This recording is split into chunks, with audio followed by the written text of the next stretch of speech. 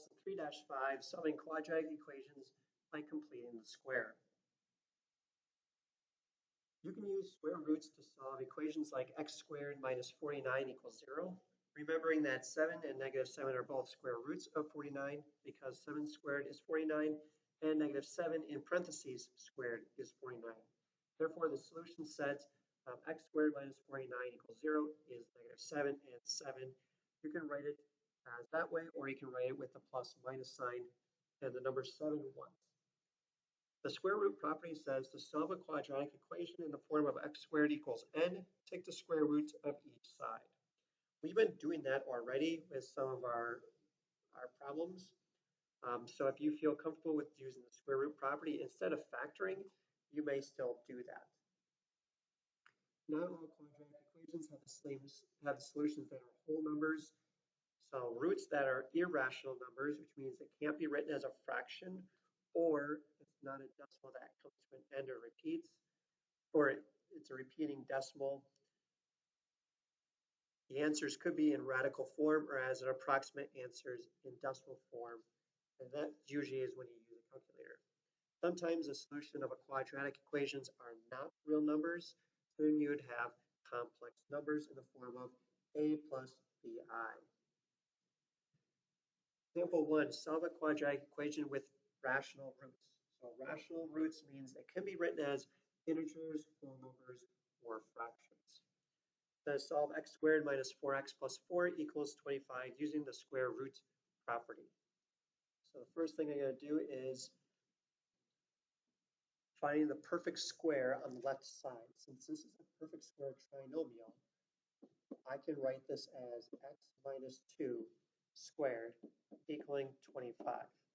Because I know that negative 2 times negative 2 is 4, and negative 2x plus a negative 2x is a negative 4x. So if I have a perfect square trinomial, I can write it as a binomial squared. Now that I have this written as a binomial squared equal a number, I can undo a square by finding the square root of both sides. And now I'm left with x minus 2 equaling a positive 5 and a negative 5. Solve for x now, I just add 2 to both sides, and I'm left with x equaling a positive 7, and it equals a negative 3. Now this is one way of solving it using the square root property. If you need to factor this out as well and do x squared, think out what do I multiply to get 4, but add them together gives me negative 4. You'd have a negative 2 and a negative 2 here. You would still get the same answer. This side would just be 25. Here you just have to write this as a binomial squared. Okay? Next example, here we have a perfect square trinomial. So I want to write that as a binomial squared. So the square root of 136, or 361, I mean, that would give you 19. So this is x minus 19 squared equaling 576.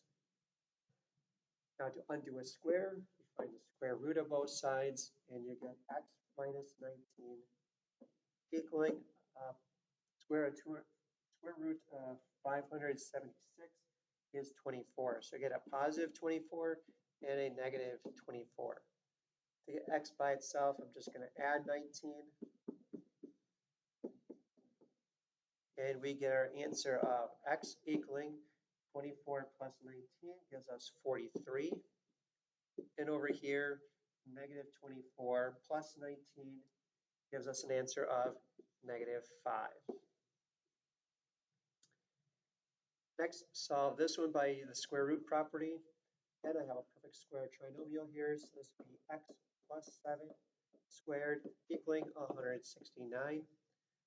Undo a square, I'll find the square root of both sides. This will give us x plus 7 equals positive 13 and a negative 13. Subtract 7 on both sides, and I'm left with an answer of x equaling 6 and x equaling a negative 20. Example 2, solve a quadratic equation with irrational roots. So again here, I have a perfect square trinomial. So that's going to be x plus 12 squared equaling 192. To undo a square, you find the square roots of both sides, and that gives us x plus 12 equaling the square root of 192. Now, 192 is not a perfect square, so I can't find the square root of that, but I can break that down. If I break this down, so 192 divided by, let's say, if I divide that by 4, that gives me 48. Let's see if I can do 192 divided by 16. Gives me 12. So let's try another one. Actually, let's just do that. So square root of 16 times the square root of 4, or square root of 12. And this can be broken down as the square root of 4 times the square root of 3. Right now, this gives me 4, this gives me 2, and this gives me a square root of 3. So right now I have x plus 12 equaling a positive 8 square root of 3 and a negative 8 square root of 3. And now I can write my answer. There are a couple ways of writing our answer. We can keep it as radicals. So if I were to subtract 12 here, I could have an answer of x equaling a negative 12 plus or minus the 8 square root of 3. That's one way of writing our answer. Or we could estimate our answers by doing 8 times the square root of 3. And then I'm going to subtract 12 from it. So I could get x equaling, and here I'm just going to round it to the nearest hundredth. I could get 1.86, and I could do negative 12 minus 8 square root of 3, which will give us a negative 25.86. So either way would be acceptable. Next, solve this one with irrational roots. So again, I have a perfect square. Quick way is just take half of what I have in the middle here. So half of negative 16 is negative 8. Square it equals 175. Go into a square, you find the square root. And now I have x minus 8 equals, and I can break this down. This will give us a positive and negative. I can divide 175 divided by 25 gives me 7. So this would be square root of 25 and the square root of 7, which will give us 5 square root of 7. If I add 8 to both sides, I now have x can equal 8 plus or minus 5 square root of 7. You can write your answer that way. Or we can do 8 plus 5 square root of 7 give us 21.23. And if we do 8 minus 5 square root of 7, negative 5.23. Either way, those would be your two possible solutions. Moving on to example 3. These are all with complex solutions, so you have imaginary parts to it. Again, we're going to do the same thing here. First, going to see if I can factor anything out of each number. So I can factor a 2 out of here. This will give us x squared minus 92 divided by 2 is 46. Then 1058 divided by 2 gives us 529. And this will give us a negative 36. From this point, since I divide everything by 2, let me get rid of this parentheses. So 529. So I put the parentheses there. So I'm just now going to solve here, inside here. So now I would have a perfect square trinomial here, which would be x minus 23 squared equals negative 36. Now to undo a square, you find the square root of both sides. And now I have x minus 23 equals, this would be 6i, because remember the square root of I, or square root of 1 times square root of 36. Square root of negative 1 is I. So we have a positive and negative 6i. Now if I add 23 to both sides, I can have x equaling 23 plus or minus 6i, and that would be our two solutions. You could write it as two separate ones as 23 plus 6i and 23 minus 6i, or you can write it with just a plus minus sign. Next, here we're going to divide everything by 3. If I divide everything by 3, that gives me x squared plus 30x.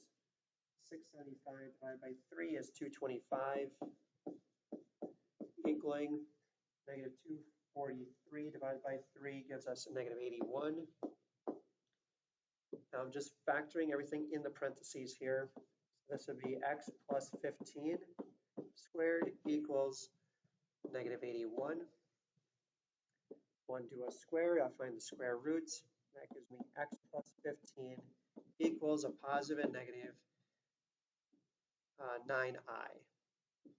To get x by itself, I subtract 15. I can have x equaling a negative 15 plus or minus 9i, or you can write it as negative 15 plus 9i and negative 15 minus 9i. Next part is looking at solving quadratic equations by completing the square. All quadratic equations can be solved by using the properties of equality to manipulate the equation until one side is a perfect square. This process is called completing the square. So before the last few examples, those are perfect square trinomials, so it made it easier to solve. Sometimes they're not perfect square trinomials, so we use the completing the square method to make one of the sides perfect squares. So step 1, rearrange, if necessary, constants to make to one side. So the constants are on one side and integers are on the other side. Step 2, you're going to take half of your b and then square it and add that to both sides. Step 3, you just factor like you were doing before. Again, to complete the square for any quadratic expression, the form of x squared plus bx, follow the steps below. So step 1 again, find 1/2 of b, then the coefficient of x. Step 2, square the result in step 1. Step 3, add that to both sides. So for this one, so this is staying the same thing. B divided by 2 square on both sides. And then you're going to solve for x, just like we did in the previous examples. So find the value of c and makes x squared minus 7x plus c a perfect square. Then write the expression as a perfect square trinomial. So here we're just doing it step by step of completing the square. So to find this one, to find c, I take half of b. So if b is negative 7, I need to take half of that, and then I square it. So half of negative 7 is negative 3.5. And if I square that, that gives me 12.25.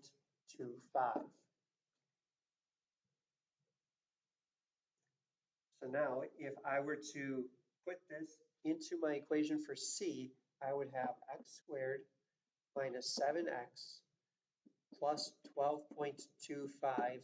And now I would have a perfect square trinomial, which can be rewritten as x minus 3.5 squared. Because a negative 3.5 plus a negative 3.5 is negative 7. That will give us negative 7x, and negative 3.5 times a negative 3.5 is 12.25. So either way, you can write it this way as a trinomial or as a binomial squared. Next, consider x squared minus 33x plus c. We want to find the value of c that makes that a perfect square. So I take half of 33 and then I square it. And this is going to give us negative 33 divided by 2. Square it gives us 272.25. Then we're going to write this as a perfect square trinomial. So we would have x squared minus 33x plus 272.25. Next, consider this one. We need to find c. So I take half of negative 23 and I square it. So negative 23 divided by 2. Square it gives us 132.25. And as a perfect square trinomial, I would have x squared minus 23x plus 132.25.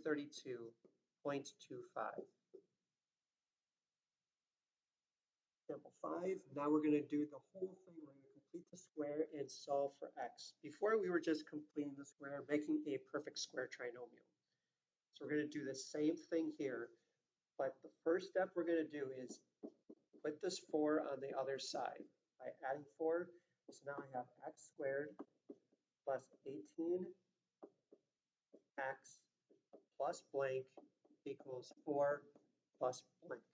So I need to find c. To find c, I'm going to take half of b, and then I'm going to square it. Half of 18 is 9. 9 squared is 81. So I'm going to be adding 81 to both sides. Now that I have a perfect square on this side, I have x plus 9 squared equals, this would be 84.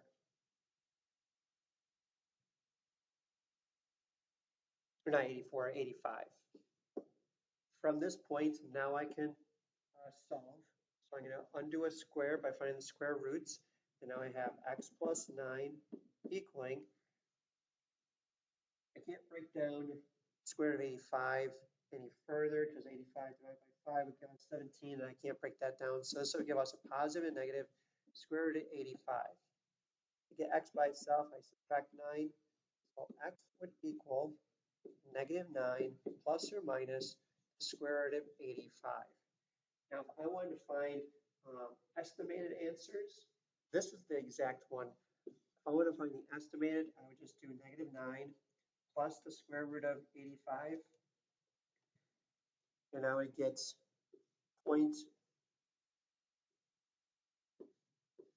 roughly 0.22. Or if I did that same thing, but I do negative 9 minus the square root of 85, I would get a negative 18.22. Either way, you would have your answer. I probably would keep mine more as the exact. These are the estimated answers. Next, solve this by completing the square. So I'm going to subtract 93 on both sides. And we have x squared plus 34x plus blank equals negative 93 plus blank. To complete the square, I take my b divided by 2, which is 17, and square it. 17 squared is 289. So I add 289 to both sides. And now I have x plus 17 squared equals negative 93 plus 289 gives us 196. Undo a square, I find the square root of both sides, and I have x plus 17 equals square root of 196 is 14, so I have a plus and a minus 14. So now I can subtract 17 on both sides, and I can get x equaling 14 minus 17 is a negative 3, and a negative 14 minus 17 is a negative 31. So my two solutions would be negative 3 and negative 31. Next, complete the square here. I'm going to subtract 48. Now I have x squared minus 26x plus blank equals a negative 48 plus blank.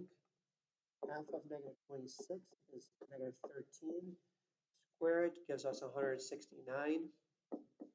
Add that to both sides, and now I have x minus 13 squared equals negative 48 plus 169 gives us 121.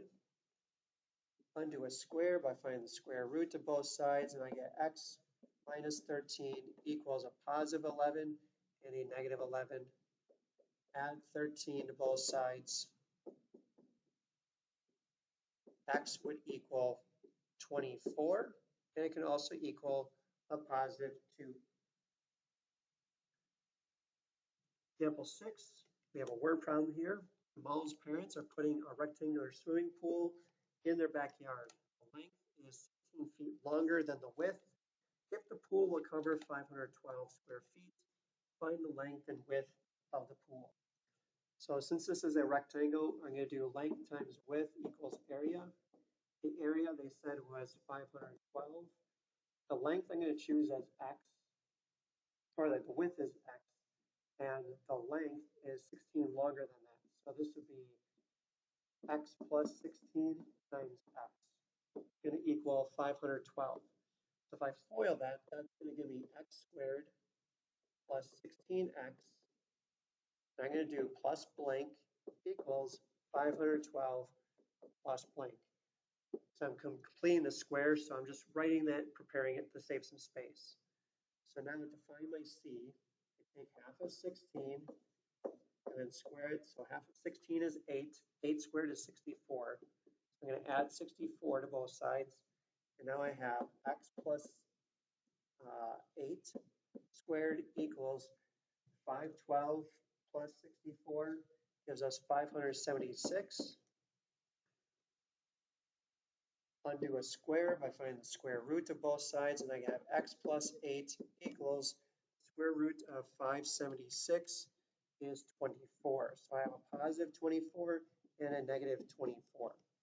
To solve for x, I'm going to subtract 8, and I get x equaling 16 and x equaling a negative 32. Now, I can only have positive units of measurements, so the only answer here that would make sense is 16. So the width would be 16, and the length is 16 more than that, so that would be 32. Now, if you did 16 times 32, that gives you your 512, which was the area of the pool. This would be 16 feet and 32 feet. Next, Amaya's family built a rectangular corn maze in the field. They decided to put a fence around the rectangular corn maze. The width of the fence is 4 yards longer than the width of the corn maze, and the length of the fence is 1.5 times longer than the width of the corn maze. If the area enclosed by the fence measures 25,344 square yards, find the dimensions of the fence area. So this is the maze, and here's the fence that's going around. They said that the width of the fence is 4 yards longer than the width of the corn maze. So this would be, to say this is x plus 4. And it says the length of the fence is 1.5 times longer than the width of the corn maze. So if the corn maze is 4, or is x, then it would be 1.5 times that. So that means the length would be 1.5x. If we find the area, we have 1.5x times x plus 4. This has to equal 25,344. So if I distribute, I get 1.5x squared plus, that'll give us 6x equals 25,344. Now, when we complete the square, your x squared has to be 1x squared. So I have to divide by the leading coefficient to divide everything by 1.5. And I'm left with x squared plus 4x. I'm going to do plus blank because I'm going to complete the square equals 25,344 divided by 144 gives us 169 or 116,896 plus blank. Now to complete the square, I take 4 divided by 2 and then square it. That gives me 4. So now I have x plus 2 squared equals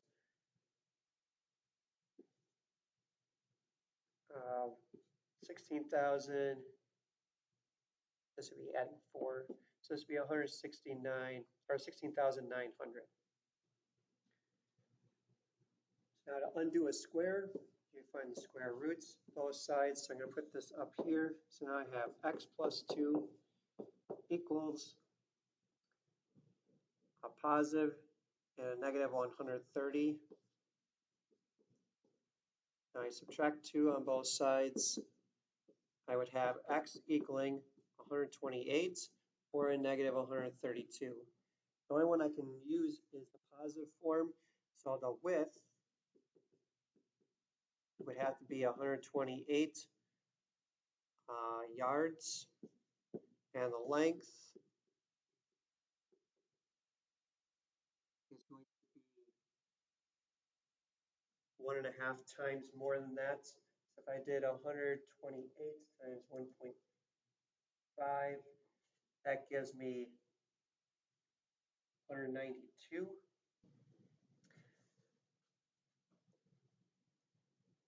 So the length would be 192. But remember the width that we found, the x, I have to put this, because remember this was an x, I'm trying to find this piece right here. So if x was 128, I have to put 128 here. That would make, so we have x equaling 128 right here. The width of the fenced-in area would then be 132. These are all in yards. So we have 192 by 132. If you do 132 times 192, you get your 25,344 square yards. Example 7, solve when a is not 1. So we have to do a little bit similar to what we did the last one, where the leading coefficient has to be 1. So I need to divide everything by 4 for the leading coefficient before I can do anything else. So I'm going to divide everything by 4 first. And now I have x squared minus 3x minus 27/4 equaling 0. I'm going to bring this negative 27/4 to the other side by adding 27/4. And now I have x squared minus 3x plus blank equals 27/4 plus blank. I take my b, which is negative 3, divided by 2 is negative 1.5, square it. So negative 1.5 squared would give us 2.25, but I'm going to keep that as a fraction. So 2.25 would be 9/4. So I'm going to add 9/4 to both sides. So now here I have x minus 3/2 squared equals 27 plus 9 gives us 36. 36 divided by 4 is 9.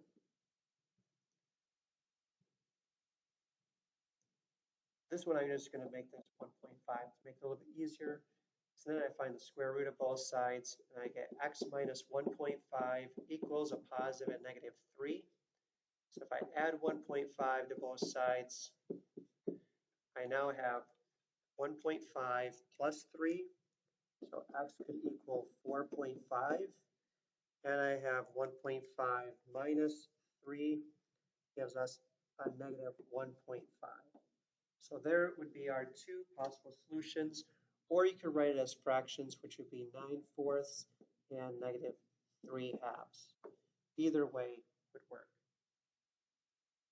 Next, Here I'm going to subtract 9 on both sides first, and then I'm going to divide everything by 6.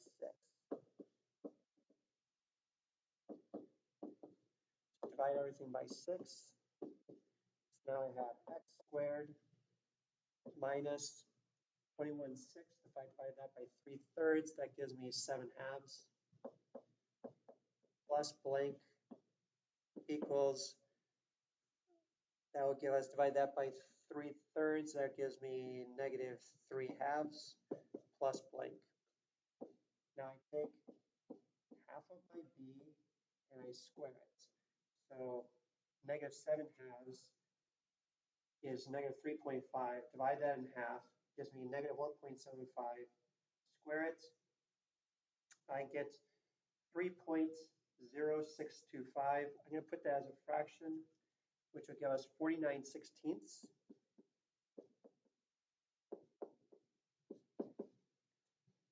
On this side, I would have x minus 7/2, negative 3.5, divided by 2, that would give us negative 1.75, or negative 7/4 squared equals, this would be 46, actually not 46, let's see, 49 minus 24 gives us 25. We have 25/16. Find the square root of both sides, and now I'm left with x minus 7/4 equals a positive and negative 5/4. Now I just add 7/4 to both sides. So now I have x equaling 7/4 plus 5/4 is 12/4, which gives us 3.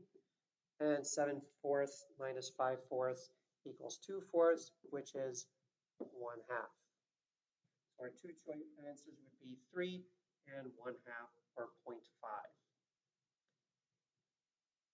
Next, solve this one. Again, divide everything by the leading coefficients. So now I have x squared minus 8x. Now I'm going to already move this to the other side. So plus blank equals, this would be a positive 17/4 plus blank. Take our b divided by 2, which is negative 4 squared, gives us 16. This would give us x minus 4 squared equals 16 times 4 gives us 64. So 64/4 plus 17/4 gives us 81/4.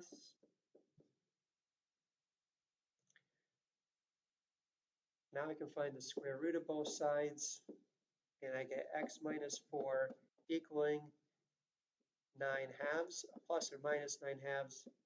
Add 4 to both sides, and I would have x equaling 4 plus 4.5 gives us 8.5, because 9/2 is 4.5. And then we have 4 minus 4.5, and we get negative 0.5. Or if you did fractions, 8.5 as a fraction would be 17/2, and then you'd have negative 1/2. Either way, those would be your solutions. Example 8. Now these are with imaginary solutions. We're going to do the same thing. Divide everything by the leading coefficients. So this gives us x squared minus 72 divided by 3 gives us 24. I'm going to do plus a blank. 465 divided by 3 gives us 155. So that would be a minus 155 on this side, plus blank. Half of negative 24 is negative 12. Negative 12 squared is 144. Now I have x minus 12 squared equals, this will give us a negative 11. Go into a square, I find the square root of both sides, and this gives us x minus 12 equals square root of, or it'll be I, square root of 11. add 12 to both sides, x would equal 12 plus or minus I square root of 11. Now I would just leave it as an imaginary number here. You could, if you wanted to find the square root of 11, you could do that, but I would just keep it as is. Next, divide everything by 4 here.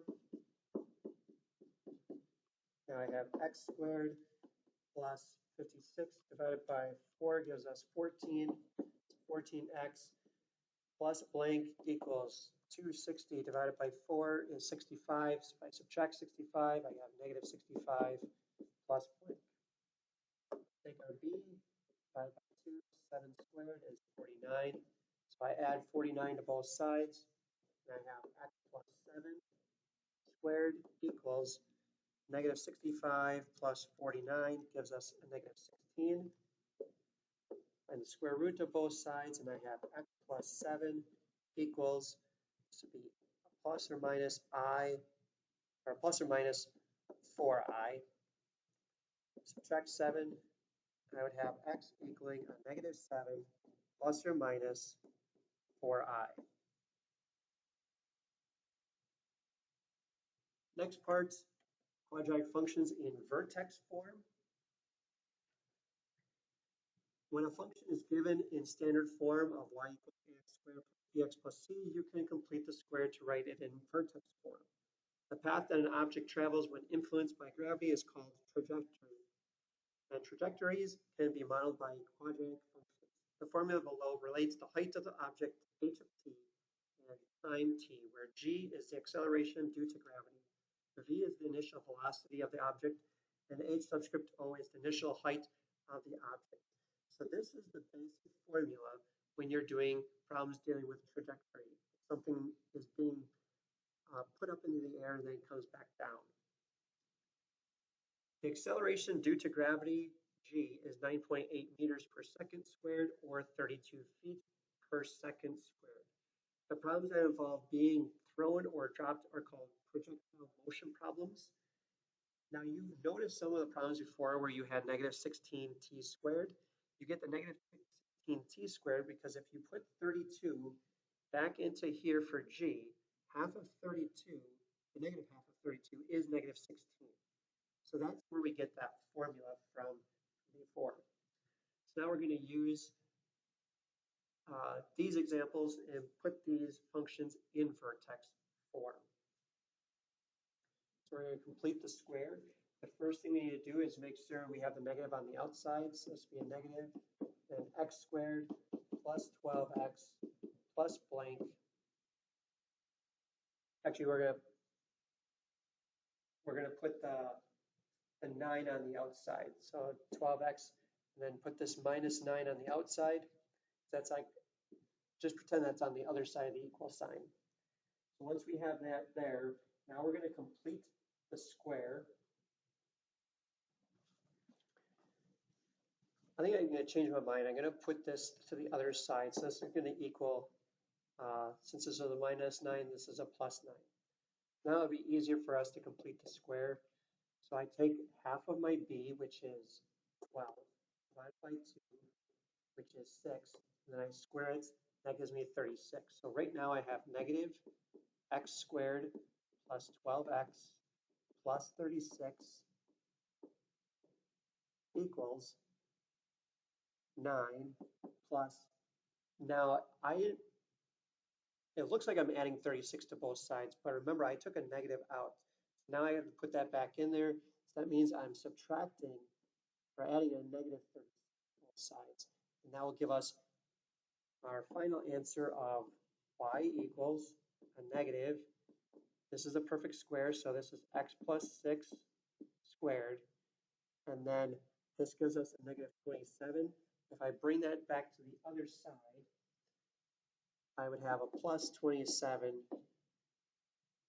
and that equals 0. So my final answer would be y equals negative, parentheses, x plus 6 squared plus 27. Next one, I'm going to complete the square on this one. So I'm going to put this a minus 8 on the other side. So I have x squared minus 5x plus blank equals negative 8 plus blank. Half of negative 5. So negative 5 divided by 2 is negative 2.5.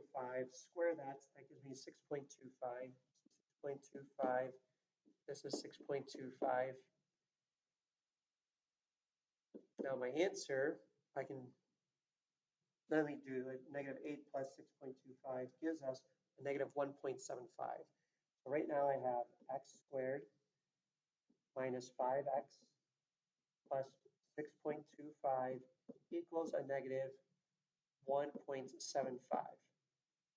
So now my answer in vertex form, I would have x minus 2.5 squared.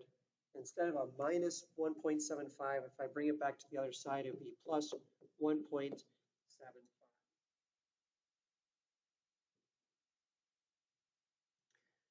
And letter C here, going to get the complete the square, so I'm going to divide everything by negative 2. So now I'm going to have y equals a negative 2 on the outside, and I have x squared minus 2x minus 7 halves, which would be minus 3.5. Now I can complete the square here. So I have a negative 2 on the outside. I have x squared minus, I'll take negative 2 divided by 2 is negative 1. Negative 1 squared is 1. So this would be negative x. So then this would be plus negative 1. Negative 1 squared will give us 1 equals, and I already have this is now positive 3.5 plus, but since I took out a negative 2 before, I got to put that negative 2 back in before I combine it to the other side. So that'd be a plus a minus 2. So now I have negative 2 times x. This would be a minus 2x, by the way. So a half of 2 would be 1 plus 1. Actually, this would be minus 1 squared equals 3.5 minus 2 is 1.5. I put it to the other side now. I would have y equals negative 2 times x minus 1 squared minus 1.5. I just realized that I made a mistake in this letter C. This one, I would not divide that by negative 2 because I'm only doing this first part here. This is on the other side, so this would be plus blank equals 7. Let's get rid of this right now and redo this one. So I'm going to put a minus 7 over here. Okay, so now if I complete the square here, this would be half of negative 2 is negative 1. Negative 1 squared is 1. Now if I have to add the same thing, so now I'm putting the negative 2 back in there, which would be a negative 2 here. Now I would have y equals negative 2 times x minus 1 squared equals negative 9. If I bring this to the other side, I have to add 9. So my final equation would be y equals negative 2 times x minus 1 squared plus 9. Now, if I were to rewrite this, it should get back to what C was originally. Okay, so when we complete the square, or when we complete the square by putting it into vertex form, you only group the first two terms, not the last one. So you're not going to divide anything by the last one there. Next, write the functions, this function in vertex form. So again, just going to group these. This other one's going to go on the outside. So I have negative. I'm going to take the negative out, and I'm left with x squared plus 12x plus blank equals, this would be a positive 9 here. Now this one we actually did before, so I'm just going to skip this one because we actually did that one on the previous slide. That was this one here, letter A. Here, x minus 3, I believe we did, no, we didn't do that one. So let's go to B here. We're going to do the same thing. We're going to group this one. The other one side's going to go there. So we have x squared plus 8x plus blank equals 7 minus 3. This is going to be a positive 3 over here plus blank. Here I take half of 8, square it. That's going to give us 16. So add 16 to both sides. So now I have x plus 4 squared equals 19. Undo a square. Actually, no, not undo a square. Now we have to bring it back by subtracting 19. And I would have y equals x minus 4, or x plus 4 squared minus 19. And then this next one, we actually did that one as well, so we're not going to worry about letter C. This one, we have x squared plus 8x minus 3. This one we also did. So we'll just move on to the next one here, which should be here. So we'll solve this, write this in vertex form. Again, I'm going to group this first one. So this would be a negative 3x squared. Let's write that. So factor out a negative 3 out. That gives us x squared plus 2x plus blank equals, this is now going to be a positive 5 on this side, plus blank. So half of 2 square it gives us 1. So now I have to put this negative 3 back in there, so that'll be a plus of negative 3. Now I can write my answer as y equals negative 3 times x plus 1 squared. And here I have 5 plus a negative 3, which is 2. If I bring that to the other side, that would be minus 2. And this would be my equation in vertex form.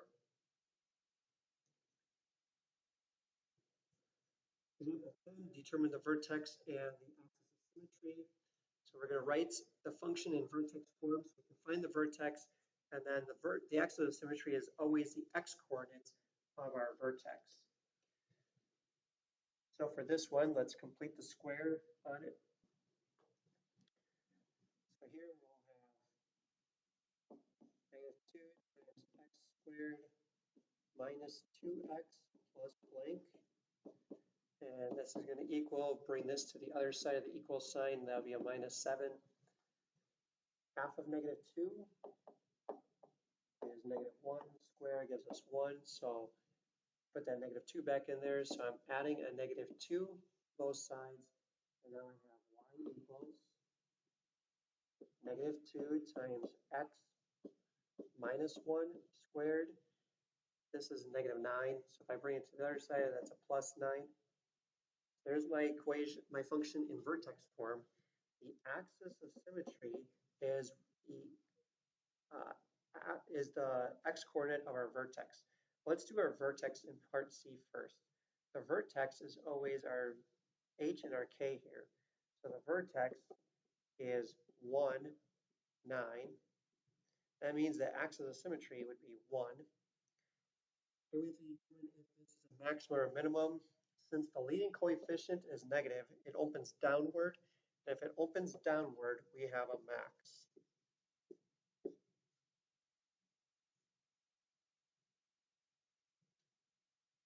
Next, consider this one. So again, I'm going to group this. This is going to go to the other side as a negative 39. So now I have 6 times x squared minus 4x plus blank equals negative 39 plus blank. Half of negative 4 is negative 2. Negative 2 squared is 4. 6 times 4 is 24, so I'm adding 24 to both sides. So my function would be y equals 6 times x minus 2 squared, negative 39,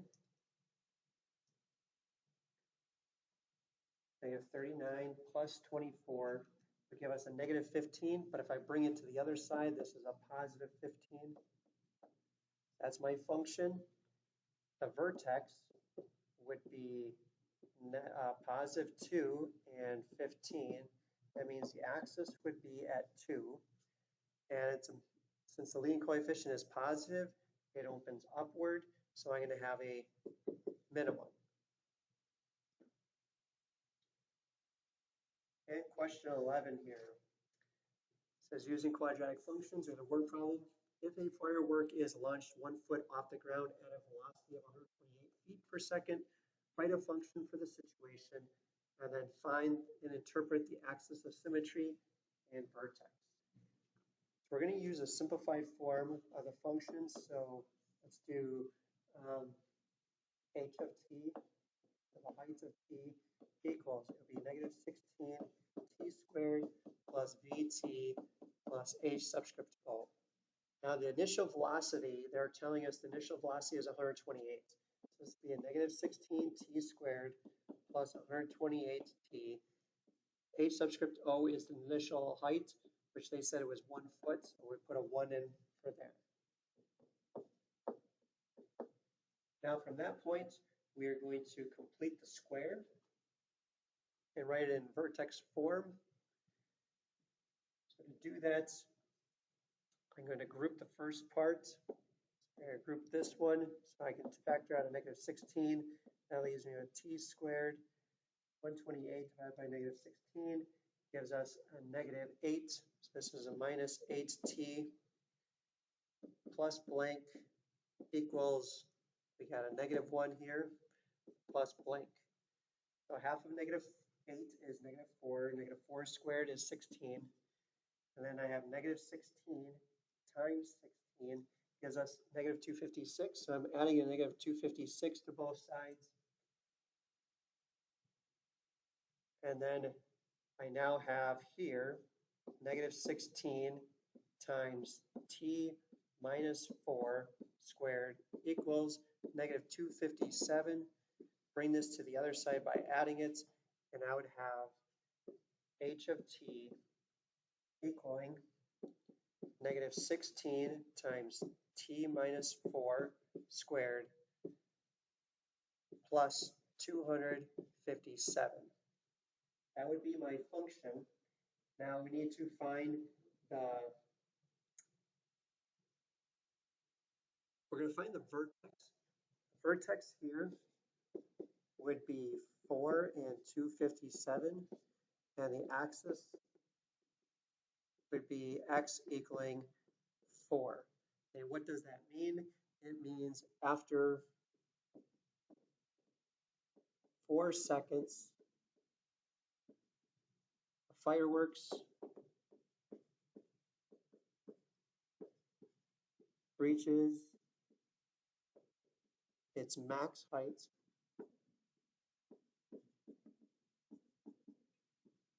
of 257 feet.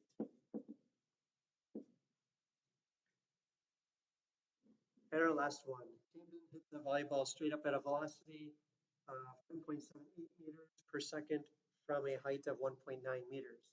Find and interpret the axis of symmetry, and then find and interpret the vertex.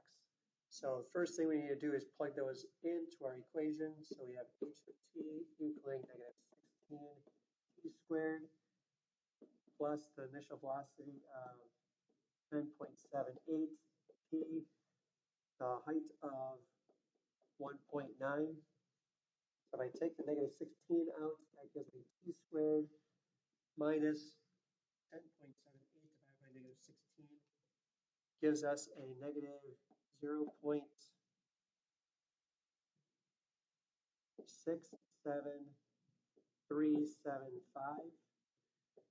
t plus blank equals, that would be a minus 1.9 plus blank. So to find here we're going to take our answer, our b, divide that by 2, and then square it.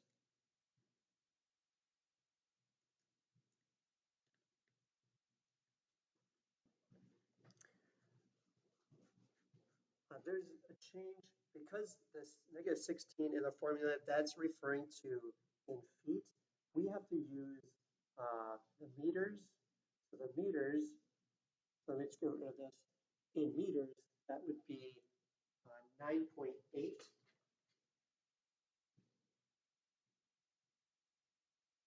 So if we did 9.8 and then divide that by 2, 9.8 divided by 2 would give us 4.9. So instead of using negative 16, we're going to use negative 4.9. So it would be a negative 4.9 meters. This would be t squared plus 10.78 t meters plus 1.9 meters. Now to complete the square, I divide a negative 4.9 out of everything. That gives me t squared minus 10.78 divided by 4.9.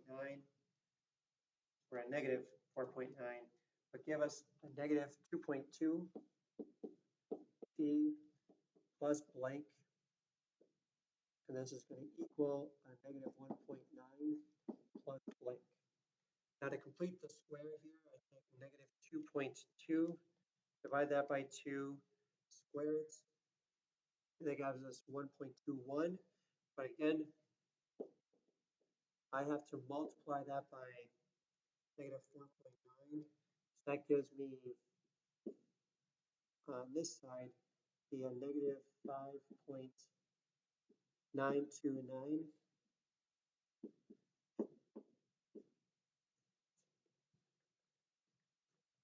So right now I have h of t equaling negative 4.9 times t minus half of 2.2 is 1.1 squared, and then I have negative 1.9 plus a negative 5.929 gives us a negative 7.829. If I bring it to the other side, that's a positive 7.829.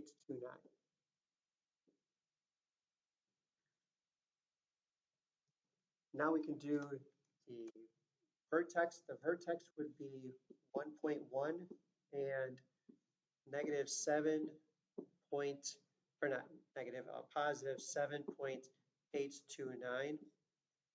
So what does that mean? That would mean after 1.1 seconds, the ball reaches the max height of 7.829 meters. And then the axis of symmetry, x would equal 1.1. And then 1.1 would just mean that's the same, the height on each side would be, the height of the ball would be the same on each side of 1.1 seconds after it's been hit. That is our lesson on solving quadratic equations by completing the square.